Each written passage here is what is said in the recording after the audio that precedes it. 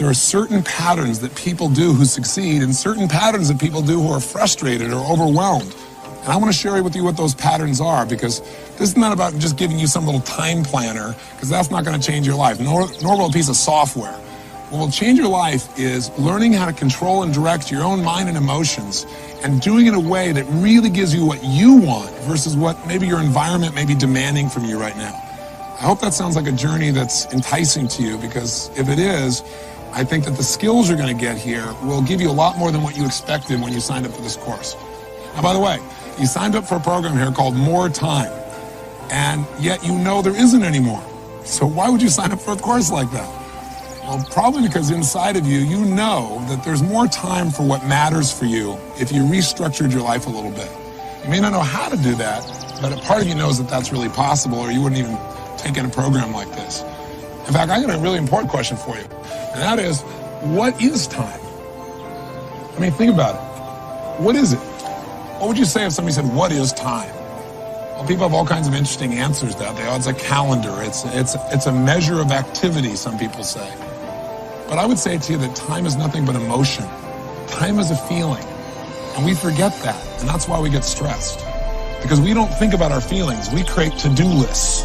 And we focus on activities. And very often, we get all of our to-do lists done. We cross off all the activities, but we're still not fulfilled. And many times, we've got a bunch of movement, but we really don't have any achievement, much less these good feelings that we're pursuing. I mean, think about it. Time, you've had experiences in your life where time flew, right? Where hours may have felt like minutes, especially if you're with somebody you love or you're doing something that really juiced you as a person, something you're really passionate about. So you and I got to get clear that if we're going to have more time, what we really have to have is more of the emotions we deserve, that we're going to have to learn how to direct and shape our own lives in a new way. And by the way, the promise that's been given to us throughout the years was that technology was going to give us more time, right? How's that work for you so far? I don't know about you, but I found that as my life became somewhat more successful, it actually became much more stressful. And with technology, instead of that freeing me, on some ways, and it's my own fault, that technology almost became the master of my life. I found myself limiting and living a life that felt limited by all these reactions I was having. What I mean by that is work no longer was something I did at the office. Work was something that followed me on my belt with my beeper. It showed up in emails wherever I was in the world, and it showed up on my cellular telephone. And I was constantly reacting and then wondering why, gosh, I have all this activity and I have no time, and gosh, I'm not really feeling very happy even though I'm doing some good things.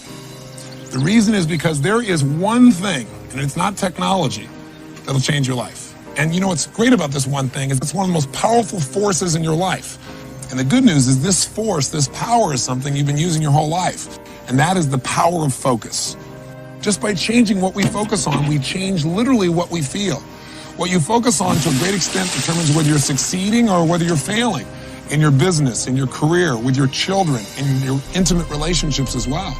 So focus really determines the quality of our lives. Whether or not you're fulfilled or whether or not you just feel stressed is really a matter of focus. And ultimately, your achievement level is clearly directed on where do you focus? Where do you put your energy, your emotion, your time?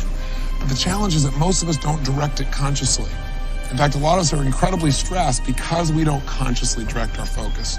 Extraordinary people who produce extraordinary results have a different way of thinking. OPA is a different way of thinking. It models what it is I've learned from being around several million people, some famous, some not so famous, but maybe more profound in what they've done for the world and for themselves. I think, wow, in business and in life, the way you focus your mind will determine your success or failure. Now, here's the challenge.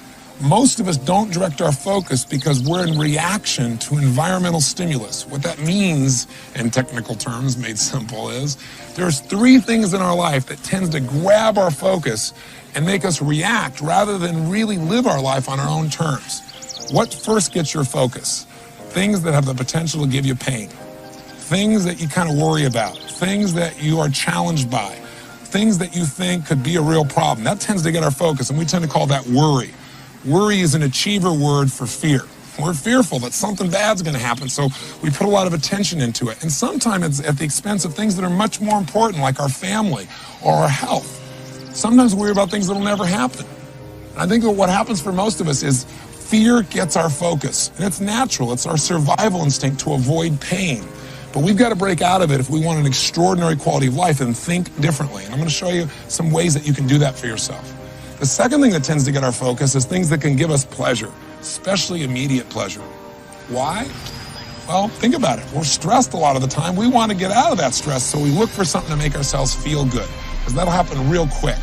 And very often we pick things that make us feel good for the moment, but don't really make our life better long term.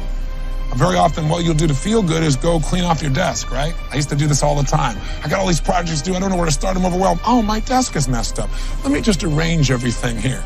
Because you know what? I can complete all that and feel really good about myself. Because truthfully, self-esteem, and I hate that term because it's so overused, but a person's sense of identity, our sense of certainty about our lives, our sense of worth, is tied directly to our feeling that we control events, not events control us. When we feel like events are controlling us, our self-esteem drops, our level of stress increases. So what a lot of us do is try and get control of it by doing little things, or by doing something we're really good at. You know, let's say you spend a lot of time in your work and you don't spend much time with your kids because at work you feel like you're in control. And gosh, kids are a challenging thing. They're so different, they're so unique. You think you get all handled and they surprise you with something new, right? So very often we try to focus on those things we feel good about. Sometimes it's the expense of the overall value of our life, and again, we're reacting still. The third area that tends to get our focus, if we don't put the stakes in the ground up front and say, here's what I'm gonna focus on, here's what I want for my life, is sure enough, we tend to get caught up in other people's demands. And then our life becomes about responding to other people's urgencies and reacting. You might say, but Tony, you know, my supervisor is gonna do that, or my boss is gonna do that. Yes, but I think you're going to find when you learn this OPUS system, you're going to be able to get your boss to get results they never had before. You're going to be able to do more for them than they've ever seen before. And you'll be able to literally help them to manage you and themselves more effectively if you have a supervisor. If you're in charge, quote unquote, then I think you're going to find that there's going to be a great deal of fulfillment, and you won't be responding to everybody's demands there either. Does that sound like it might be useful?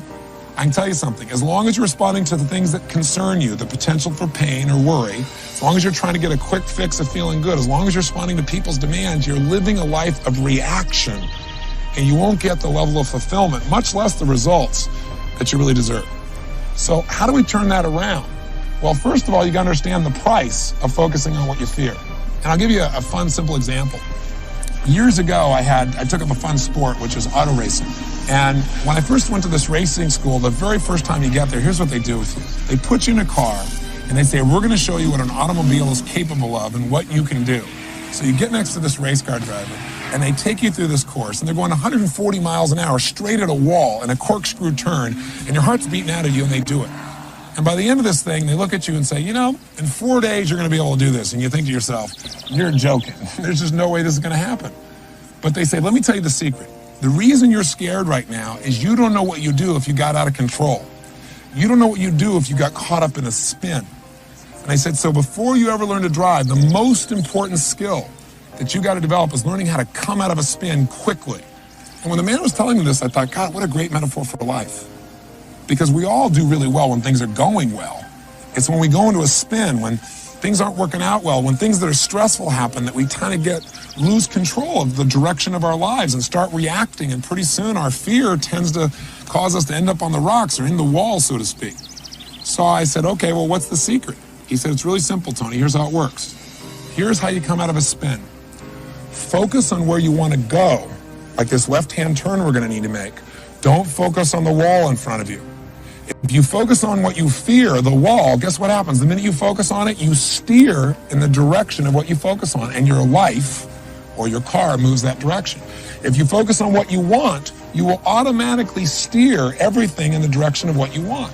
He said, you ever hear about, somebody driving down like a desert highway, and there's like a telephone pole every quarter of a mile, and this guy's driving his Porsche 100 miles an hour, and it's the telephone pole? And I said, yeah. He goes, that happens all the time. He said, you know why? As soon as people start to feel like they're out of control, they focus on what they're afraid of hitting, and they drive right into it. And I thought, that's a great metaphor for life. He said, so all you got to do is don't get scared. Even if you do get scared, you will. Even though you're fearful, focus on what you want, not what you fear. I said, no problem. I teach this stuff. How do you think I did? Not very good. Because what happened was he was smart. He got me driving for a while, and I was concentrating, and I was waiting. I knew any moment he's going to do this. But see, life doesn't give things to you. It doesn't give you challenges when you're ready for them. It's like just when everything's going great, that's when life comes by and gives you a little test. That's like when our Creator says, it's time for you to grow, and you're not ready for it, so you're going to grow the most right now. And so sure enough, I'm driving for 10 or 15 minutes. I'm waiting for us to push the button. After a while, I kind of just get caught up in the rhythm stuff, you know, kind of like getting caught up in your life. And all of a sudden, he pushes the button. We start spinning out of control. What do you think the first place my brain goes? Wham, right at the wall. I'm driving right into it. He is smart, though. He wants to save our lives. He grabs my head and forces me to look in the direction we need to turn. And I'm fighting him because I want to see myself die. Right? Fortunately, keeps holding my head. Now, as I turn and focus on where I want to go, without realizing, what do I instantly do? I turn in the direction of what I want. I got a question for you, though. Do you think the minute you turn and you do the right thing, because now I'm doing the right thing, I'm turning the right direction, do you immediately get rewarded for that? See, we have a thing called momentum that's still going on. We're in what we call lag time right now, where we're doing the right things, but we're not getting the reward because of the old momentum. It's kind of like you ate like heck for 30 years and now you've eaten well for 2 days and you go, gosh, I'm not getting the result yet. Keep focusing, keep eating the right way, and it'll turn. But you got to keep the faith. You can't look back at the wall because that's what you want to do. You want to look back and go, it's not working. I want to see the failure. I want to see the crash. Fortunately, keeps holding my head. And what happens? Sure enough, we turn. And a few seconds later, the wheels catch and we turn and we miss the wall by about 2 or 3 feet. My heart is beating out of me. He goes, did you learn? I said, I learned. Did I learn? No. Took 3 or 4 more times of doing this, of him forcing my head before I finally got it down. I got a very important question for you, though. If you focus on where you want to go, are you guaranteed not to have problems? Guaranteed not to hit the wall? The answer is no. You could still hit the wall. But let me ask you an alternative question. If you focus on what you fear, if you focus on the problem, if you focus on the challenge ahead of you, and you drive yourself into that, are you going to crash? The answer is 100% yes. So there's no guarantee in life, but if we focus on what we want, our outcome, which is what OPA stands for, the first O in OPA is outcome. What do I really want? If we focus on that, our chances increase geometrically. If we focus on our fear, we got a real problem. So the obvious question becomes, okay, well then how do I control my focus, Tony? Do I just think positive? Well, let me give you a clue. I don't believe in positive thinking. I don't believe you should go to your garden and say, there's no weeds, there's no weeds, there's no weeds, and do a bunch of affirmations. I got news for you. The weeds will take your garden. I believe in something really simple. I believe in seeing life as it really is, but not worse than it is. See, most people say, well, I'm just a skeptical person. I'm just a pessimistic person. What they're really saying is I'm fearful. I don't want to get my hopes up. I don't want to be disappointed again. But I'm here to tell you in life, you got to see it as it is and not worse than it is. You can't try and protect yourself, or you protect yourself from success. You protect yourself from joy. You got to get your hopes up to make life work. So see it as it is, but not worse than it is. Second, you have to see it better than it is. Otherwise, there's no drive to make things better. You got to get a vision for what you want. What's the outcome? What's the vision for your life? Otherwise, you'll get caught up in the to-dos of daily living, and you'll say, gosh, I don't know what it is, but I feel like my life's about making a living instead of really experiencing life. So if you get a view of what your outcome is, of what you really want, wow, the game changes for you. And then once you know how it is, and then you have a vision for how you want it to be, then the obvious third step to succeeding is you got to make it the way you want it. And what we're going to show you with OPA planning is how to do that. Now, from a practical perspective, how do you actually change your focus in a second? Well, the way you and I do it is by asking questions.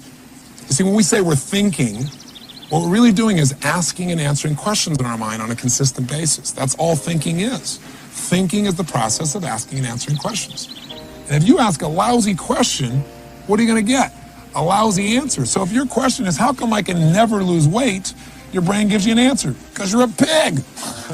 Or if you say, how come I can never pull this off? Your brain says, because you're a schmuck, because you're not ready, because you came from a dysfunctional family, or whatever lousy answer comes to a lousy question. What would be a better question around this idea of losing weight? Well, you could say, well, instead of how come I can't lose weight, you could say, how could I lose weight? Challenge that question. It's a little better, but you'll probably say, I go on a diet. And diets are painful, so you probably don't want to do that. What would be a better question? How about, how could I lose weight and really enjoy the process? That's a different outcome, a different result than just losing weight. It's losing it and enjoying it. Now, if you ask, how can I lose weight and enjoy the process, your brain will give you a different answer because you're asking a better question. Now it might say, you know what? I've always wanted to learn to horseback ride or play polo or whatever it is you love to do. Now maybe I'll go do that. Or I love to play basketball. What if I could play basketball? I'm not even thinking about losing weight, and it'll happen automatically. If you want a better answer for your life, you got to ask better questions. If you want a better plan, then you better ask better questions. And by the way, this is true of some of the most riveting aspects of our life, because all human beings' lives are driven by the questions they ask. Some people succeed in life and they ask the question, you know, what's wrong with me? And they wonder why they feel depressed all the time. Or why can't I figure things out? We have to be very careful about the questions we ask ourselves. Does this make sense? I hope it does. Whether it's a Martin Luther King asking a question about his dream and how we can have equality, or whether it's a fun quote or a powerful quote, or whether it's a question of a leader like Robert Kennedy, but we know the famous quote said, some people see things that were done and they ask why. I look at things that were never done and ask why not. If you want to change your life, you got to change your questions. And if you want to change the experience of planning, you got to stop asking that silly question that everybody asks when they're going to plan something. I used to do this all the time. What is the question we all ask when we're going to plan something? What do I need to do? That is the wrong question. So why is that a lousy question? Why do we not want to start out when we're trying to plan our day or a week or a month or a life by saying, what do I need to do? Because you don't know the answer of what you need to do until you decide what it is you want. What is it you're looking for in your life?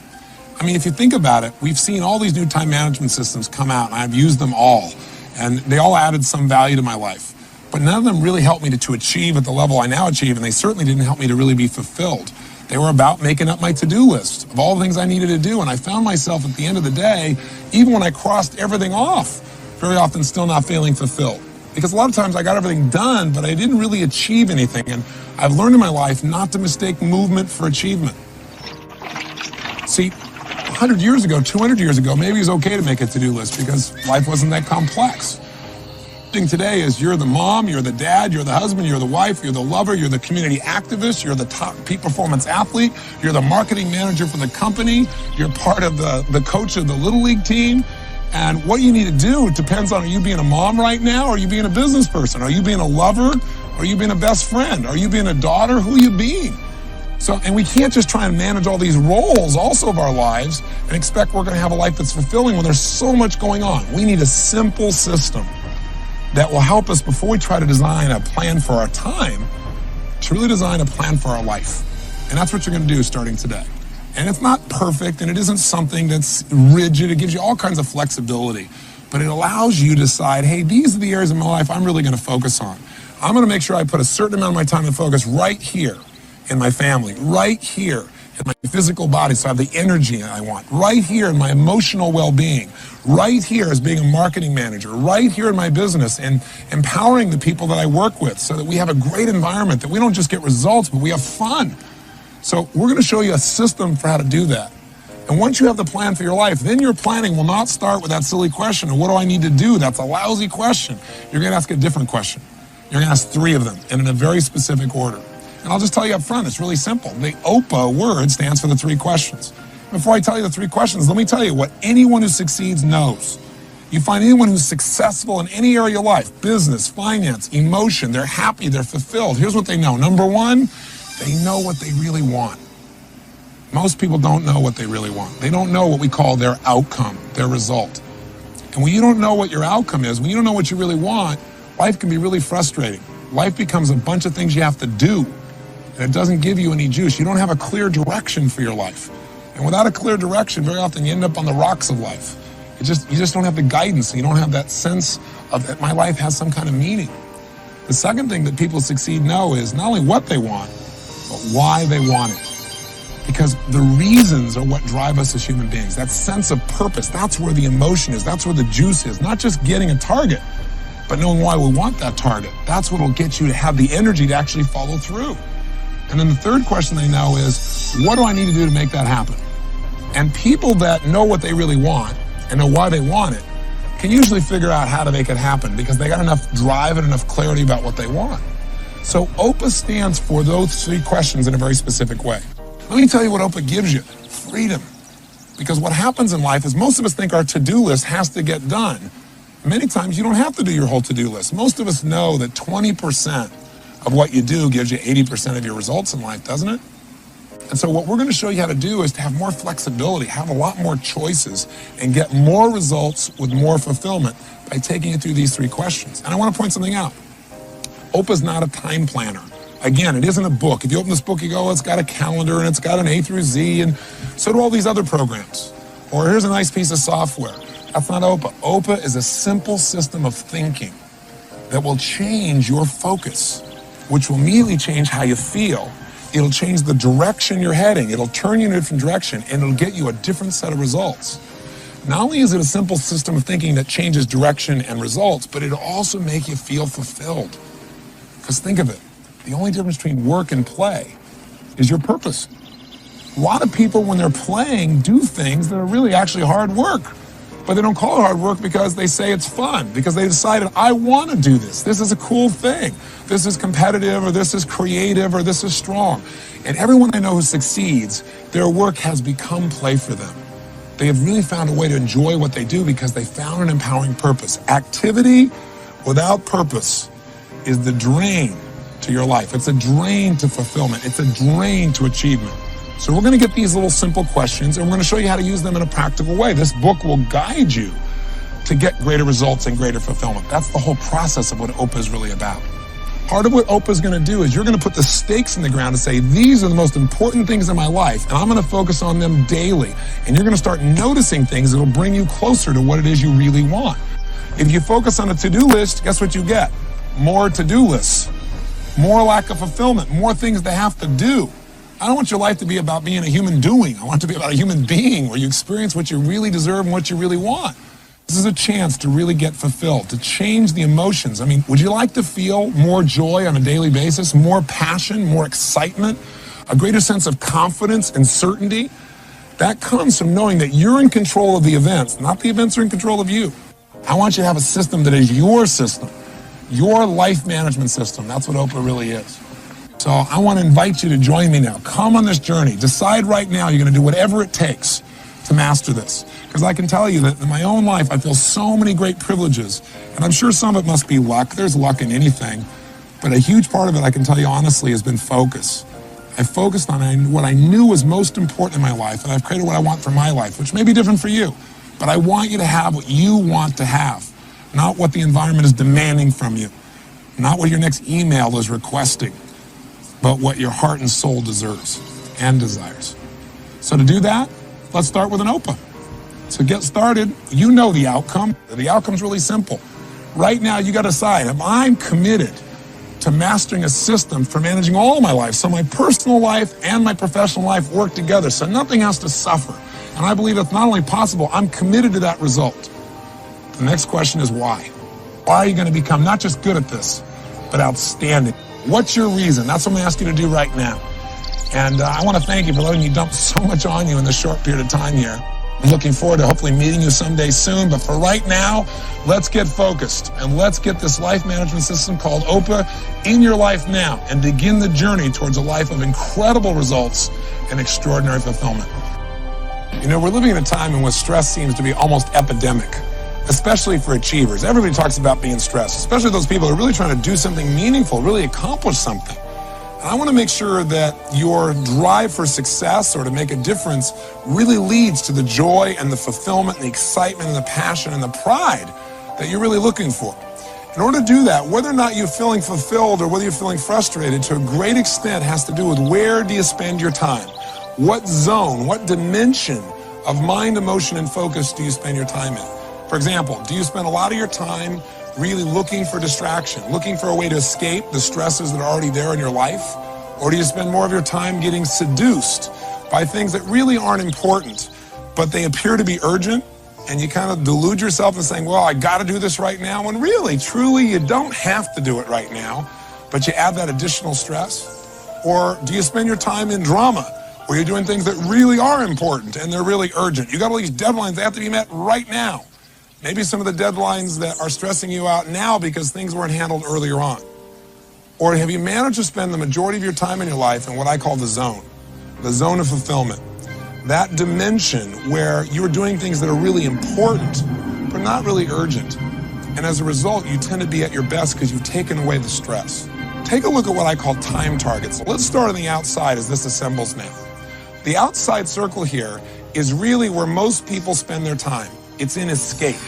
In fact, it's doing things that are not urgent and they're not important. I call this the dimension of distraction. Or for short, you could just call it the escape dimension. This is what happens for most people. They have all these goals and desires. They don't know how to manage them all, so they look to escape. How? Drink some alcohol. Go hang out. Go watch television. Do something that for the moment is escape. Now, is that all bad and all wrong? The answer is no. But if you spend the majority of your time there, you won't be fulfilled as a person and your stress will actually increase. Now, the next circle, closer into the target, is that area that we call the dimension of delusion. That's because this is the area where you start doing things that are urgent. This is where you spend your time, but they're really not that important. And what fits in this category? Emails. I mean, these days, all somebody's got to do is type something and they can send it to 50 people with one keystroke. So a lot of us end up with a lot of emails that don't really, they beg us to respond immediately, but would you agree with me? A lot of it is just things that seem important, but really aren't important at all. They're just urgent because there's this demand that says, handle me, I'm here on your screen. The more classic example is the telephone. I mean, the phone rings and you're in the middle of something really important. And now you run to grab it and break the pattern of your focus and your feelings. Now, if we go to the third ring, the one closest to the bullseye, that's urgent and important items. That's the dimension of demand. That's where something says, we got to do this right now. You're going to have to spend time there. And a good portion of your life, if you're an achiever, is spent there. But if you spend too much area, too much time, too much focus, too much emotion in the area called demand, in that dimension, you're going to be one stressed character. So you've got to have a certain percentage of your time here, but not more than you need. And life will give you plenty of urgent and important things to deal with without you not doing your part. Where do you want to spend the majority of your time? You want to hit the bullseye as often as possible. That bullseye is the dimension of fulfillment. That's when you're doing things that are really important, but they're not urgent right now. Now, what fits in that category? Your health. Most people wait till they have a health problem to try and deal with it, and very often it's too late. We got to make that something that, even though it's not urgent, we make important, and we make that the time we spend no matter what. We spend time in what's important. So one of the secrets here is to identify, where do you spend your time? Are you spending 20% of your time in the zone, 60% of your time in urgent and important, called the dimension of demand, and then 5 and 10 or whatever in the other two? Are you spending 50% of your time in the zone? Well, let's do some time accounting of last week. Go for it and let's do it right now.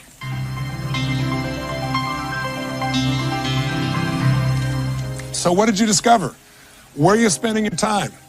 The optimum time, the goal, is to spend close to 50% of your time doing things that are important but not urgent, at least 40% of the time. If you're in that 10 or 20%, I know you're going to be stressed and you're not going to be as effective as you could possibly be. Does that make sense? People in my company will tell you, I believe that anything we really want to get done, if we're committed, there's a way to do it. There's some form of leverage. Someone else could speed it up for us. Someone else we could trade with. We could do something with. We could make it happen. Boy, if you could do that, your life would feel more fulfilled.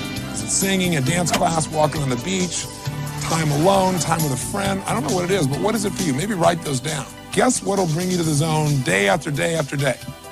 Oprah. When you ask that question, what's the most important outcome to me? It'll cause you to focus on what's most important to you, not just what's urgent. But what will bring you there is this life management system and this focus on outcomes. So have I sold you yet? You got to make sure you focus on spending as much time as possible doing what's important and not urgent. Get yourself into that 40, 50, 60 percentile there, and you're in for a great time with a lot less stress and an amazing amount of joy. Thank you. I'll bet I know where you want to spend the rest of your life. In the zone, right? Well, for me, this is the zone. What is it for you? Now let's go back to Tony in Fiji, and he's going to show you, just as he's showing me, how to create the life plan that will place you in the zone. Shall I proceed?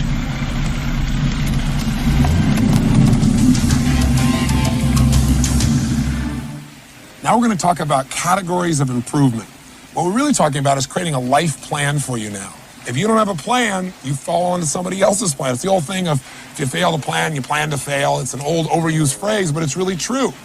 Without a plan, your focus goes to what you fear. something that could give you pain, or it goes to something that gave you pleasure for the moment so you can get out of the stress, or it goes to something that someone's demanding for you. We want you right now to begin to create a life plan. In order to have a life plan, you got to have something you can manage. Think of this as a life management system. If you're going to manage your life, you got to look at what are the areas of your life that you really need to manage in order to succeed and be fulfilled. We call these areas, obviously, areas of management. There's only two primary areas of your life you really have to manage. Area one is obviously your personal life. And we're going to take a look at what are the areas that you need to focus on a regular basis in your personal life in order for you to not only be fulfilled, but have a life that really works. In your professional life, there are a lot of different things you got to look at. If you try to think about all of them at once, it's a bit overwhelming. But virtually everything you do in your business life or career can fit into 4, 5, 6, or a dozen categories. Think of it as areas you're going to focus on. And the reason we call them categories is we don't want to just focus on them. These are areas that we want to continuously focus on and do things to improve them.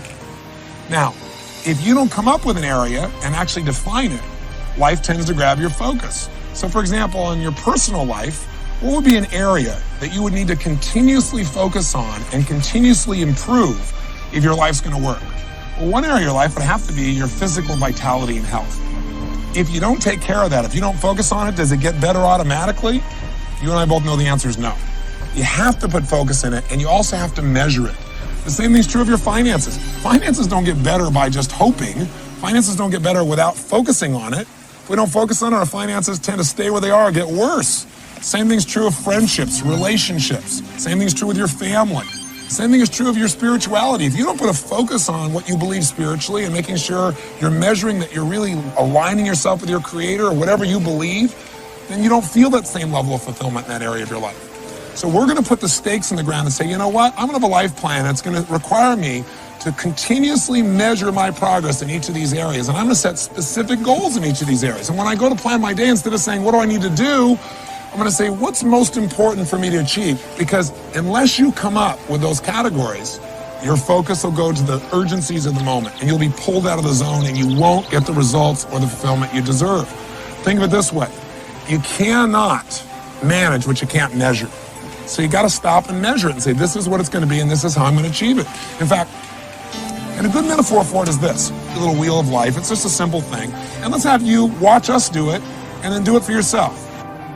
Like, for example, in this person's case, we'd say, where is this person in these 6 areas? Their physical body, where are they compared to where they want to be? If the dot in the middle here is 0 and the edge of the wheel is 100% of where they want to be, where are you? Are you 100%? Are you a 10 physically? Or are you a 5 or a 3 or a 7? As I say, this person says, well, I'm about 70% of what I'd like to be ideally. Okay, well, let's figure out about 70% of the distance and draw a mark right now, just like we've done. Let's look at emotional life for a second. Where are you emotionally compared to where you want to be? Emotion means how much joy, how much passion, how much excitement. It's probably about 30% of where I want it to be. Well, then draw a line of it's approximately 30% like we're doing here. And let's look at the next area. Let's say your financial life. Where is it compared to where you want it to be? Well, I have very big goals. I'm about 10% of where I want to be there. Someone else may say, no, I'm 90% of where I want to be. Okay, well, mark that. Let's look at your family life. What's that like? You go, no, that's really good. I'm really happy with that. That's about 80%. Where's your spiritual life? I'd say if I was honest with myself, that's about a 50% of where I really think it needs to be. And lastly, you say, what about your career? And you say, well, my career's doing pretty good. I give that 90%.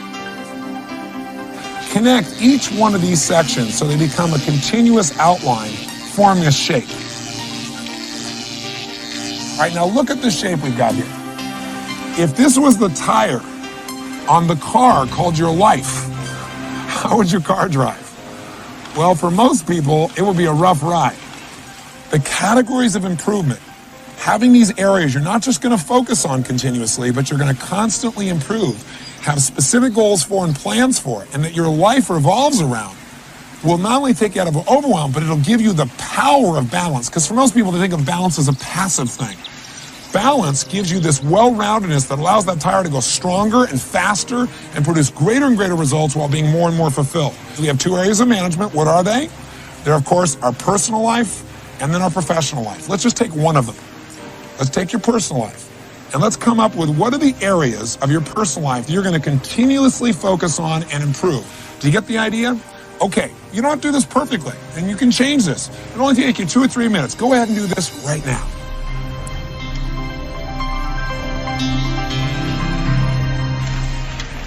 Now, that was pretty easy, wasn't it?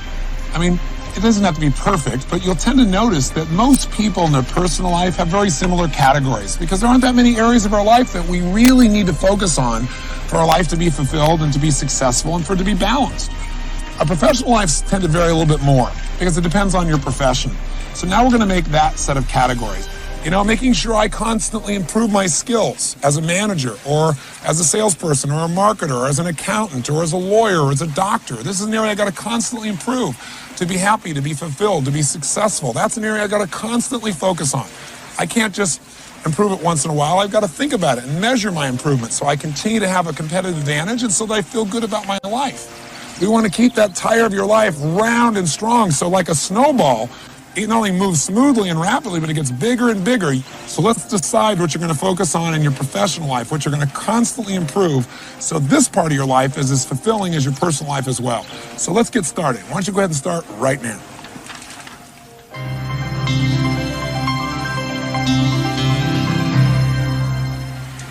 So how'd you do? I'm sure not perfectly. I know I was far from perfect making my first list of professional categories, but you can make it better. You're getting a start here. Roles are the places, the way you think about yourself, I guess I should say, as you're working in this area. So for example, if you go, I got to work on my finances, it's different than you say, you know, I need to work on being my financial genius today. Because when you're feeling a financial genius, it makes you smile. It puts you in a different place. In these areas of your life, these categories of improvement, let's juice them up. Let's say the area of your physical body, maybe we'll put a word or two there like world-class fitness, and then we want to create 2 or 3 roles, or maybe more. Who are you? You're an athlete. You're maybe an Adonis, right? Something humorous, something that'll juice you up, something that'll make you smile, something that'll say, wow, when I think about that, I want to go there. I want to spend time in that particular area of my life. I'm a pilot, for example. Saying I'm a pilot is interesting, but when I go, you know, I'm a licensed source of passion. That makes me laugh. That makes me smile. That allows me to share that feeling with other people in a different way. Let me give you some specific examples of how this could affect you. I had a woman who came to one of my seminars here for more time, and she was really frustrated, really depressed. And she raised her hand and she goes, well, what if you got categories, but you don't want to make any categories because you hate your job? I said, well, you know, let's talk about that for a second. What's your job? She goes, well, I'm a school teacher. And the look on her face made you know that she wasn't too terribly thrilled about it. So I said, well, what do you associate to being a school teacher? What are your roles as a school teacher? Because when you have an idea of who you are, you come up with these beliefs about what you are. She goes, well, I'm a disciplinarian. She goes, I'm basically the enforcer of the state's will. I'm a babysitter because their parents never took care of these kids, and so I have to constantly discipline and babysit them. And she was rather harsh. I said, ma'am, I understand how you feel, but can I ask you a question? Why did you originally become a school teacher? You obviously wanted to be that at one time. She goes, well, I don't know. I thought I could make a difference. I said, what did you really want to be? What did being a school teacher mean to you back then? What was the role of that? And she said, I guess I wanted to be a developer of the human spirit. And you watched her whole face just all of a sudden change. I said, then why don't you just do that? Why don't you be a developer of the human spirit? And she said, well, I said, if you were a developer of the human spirit versus a teacher, what would the rules of the game be? Who would you be? What would you do? She goes, well, if I was a developer of the human spirit, I'd have to love every child in my class. And her whole face changed. She started to smile. I said, if you were a developer of the human spirit, what else would you have to do? She goes, well, I'd have to make learning fun. I'd have to get to know the parents and not make them wrong and help them understand their own children and what's happening in their lives. And she went on and on and on. And I said, so how do you feel about your job? She goes, I got a career. And it was that second of shift that happens when we change what something means. Words have power. They change our biochemistry. You ever had somebody call you a particular word and felt the change in your body? Words have power, the right words. They change what things mean to us. I'll give you one other quick example. A woman comes to one of our seminars, very frustrated, stressed out, hates her job. What does she do? I'm a stockbroker on Wall Street. Well, what do you do as a stockbroker? Well, you got to go cold call a bunch of people and trying to give your money. And then you got to follow up all the time. And I just hate it. I said, okay, well, you can change the job, but before you do, you know what the problem with changing jobs is? You take you with you. You always think it's the company's the problem, and you go to a new job, it feels okay for a while, but pretty soon you're back to the same problems. I said, what we got to do is change your mentality, your psychology. I said, did you ever enjoy this? She goes, well, in the beginning, I was kind of excited about it. I said, let me ask you a question. What are you really being? What would be a role, a way of describing what you do that would make you grin from ear to ear? What do you really want to be? She goes, well, I want to be a mover and shaker. And I said, well, you're on Wall Street. You work for one of the biggest firms in the world. You're doing quite well. I said, maybe that's what you are. And all of a sudden she smiled and she goes, damn right I am. I said, what else are you?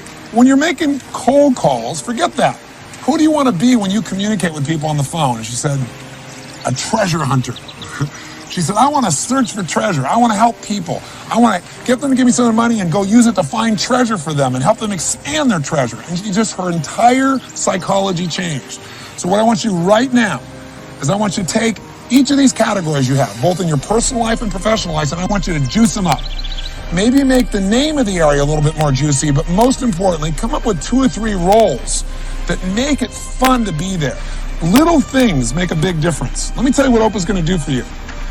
Well, most of the stuff you know, but maybe you have your own words for it, or maybe at times you do this and other times you don't.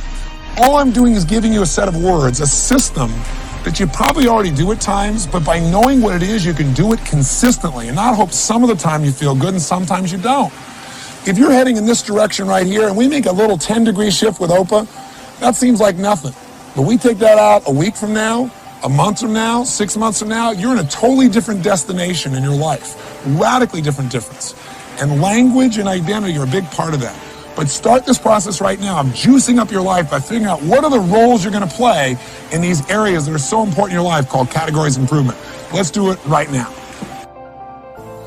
So we've got to ask those questions. So now the big question is, how do we turn this into a system? Well, a big part of the system of being able to manage something, besides knowing the outcome, knowing why, and the action item, is creating a visual chunking system. Now, what the heck does that mean, a visual chunking system? Well, let me give you an example. When we are given tons of information really quickly, and we get this little bit of information, this and this and this and this and this and this and this and this, pretty soon a human being gets overwhelmed. But if we find a way to connect various things through a period of time, we can find a shape, and pretty soon all of these items might become 3 things. I'm going to get the idea of what I mean by this. So instead of all these individual items make you crazy, chunking is grouping together individual items, resources, ideas, or thoughts, so that by grouping them together, they become more useful. And part of what makes them more useful is by collecting them together, you're able to focus on them and not become overwhelmed. How many follow that thought? Say aye. So I'll give you an example, and let's test your chunking ability real fast. I'm going to show you a series of letters, and what I'd like you to do when I show you those letters is I want you to immediately chunk those letters. What I mean is I'm going to show it to you very briefly, and the camera should only look straight on here when I go to show you. And I want you to write them down, what you remember. I'm going to give you a very brief time to look at it. Okay, you look it up on the screen will probably be the easiest way. Here we go. Okay, write it down.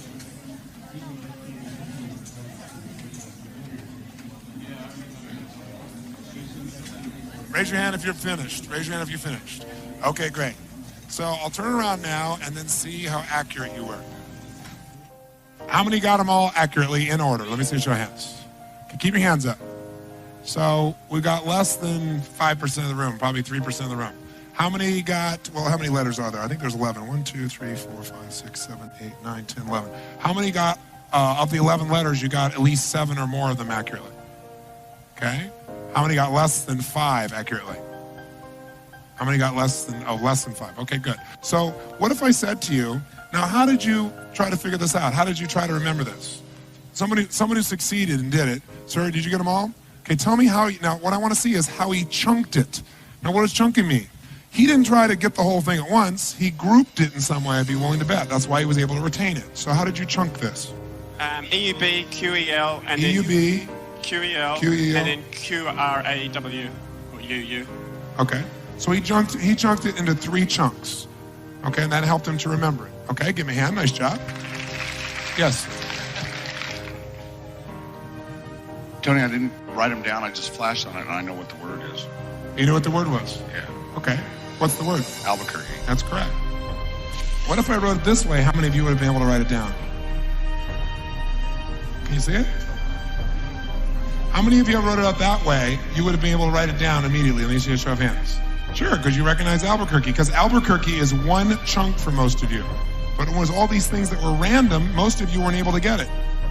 Many of you tried and failed. Let's see why you did. Now, are you from Albuquerque? Do you know anybody in Albuquerque?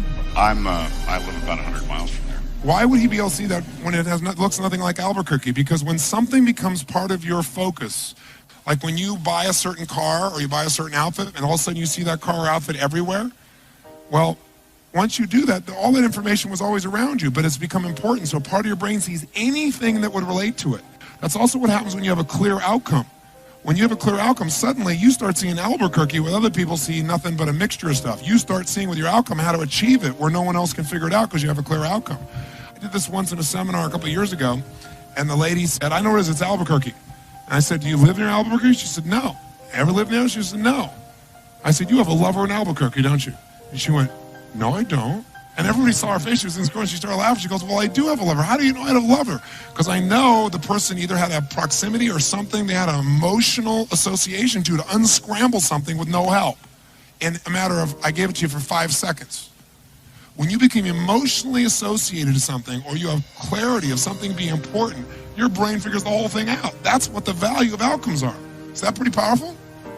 Now, how many could have gotten it here? Come on, how many could have got Albuquerque here? If I did it this way, you could have written down the letters and say I, because it would be chunked differently. So who else got it, though, this way? As more than one. Yes, how did you chunk it? I made it Euclid Crow. E-U? B. B. Euclid Crow. L. Crow. Crap. So she chunked it how many times? 3 times, and she chunked it auditorily instead of visually. How many see that? By the way, do you see a pattern? Both these people that succeeded chunked it 3 times. Somebody else.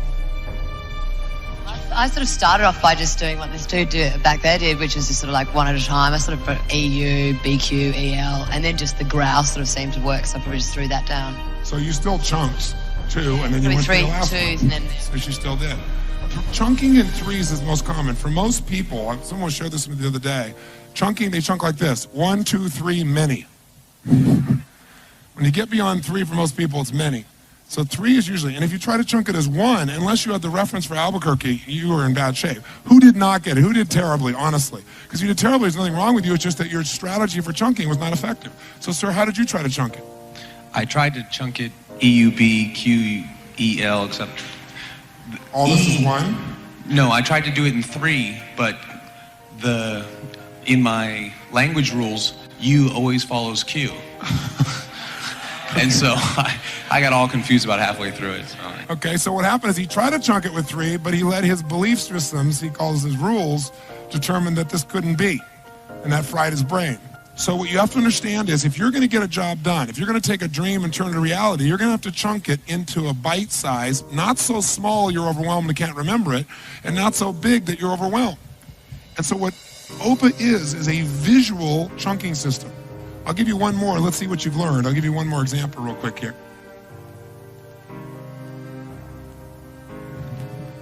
Are you ready? This one's easy. Ready? Put your pens down. I want you to remember this in your head. This is a chunking thing. Here we go. How many got it? Let me see your hands. Okay, how many did not get it? Okay, those who got it, raise your hand and tell me how you chunked it. Yes, ma'am. I read it out loud to myself. I said, that says Turaparini. Turaparini. 3 syllables, 3 chunks. She used auditory, 3 chunks. Give her a hand, nice job. Oh, come on, give her a real hand. Who else got it? Yes, ma'am, how'd you do it? I'm a linguist, so I tend to look for the word that I know in any of the languages that I've studied. In this case, T-E-R-R-U is like earth. Oh, that's interesting. And I kept it in my mind. Earth. And the Pyrenees in France, so I kept the mountain. So the point is, the ideal chunking system is 3 if you have no reference. If you have a reference for something, you can chunk it in a larger chunk. For example, driving your car, your stick shift now is one chunk for most of you. In the beginning, it would have been useful if you could have said, okay, there's the things I do with my feet, there's the things I do with my eyes, and the things I do with my hands. But what happens for most people is they go, well, what am I going to do? I got to put this, and I got to do this, and this, and they have no chunking system in the very beginning, and so they're overwhelmed. But very quickly, unconsciously, your brain begins to chunk 3 things, and eventually, when you're familiar enough, it becomes one thing. It's like it'll all come together in your head, and you'll be able to do things no one else can do. How many follow? So what I did with the human brain is chunk the entire psychology of what makes a human being do what they do. So that's what you can now do with your life as well through this process.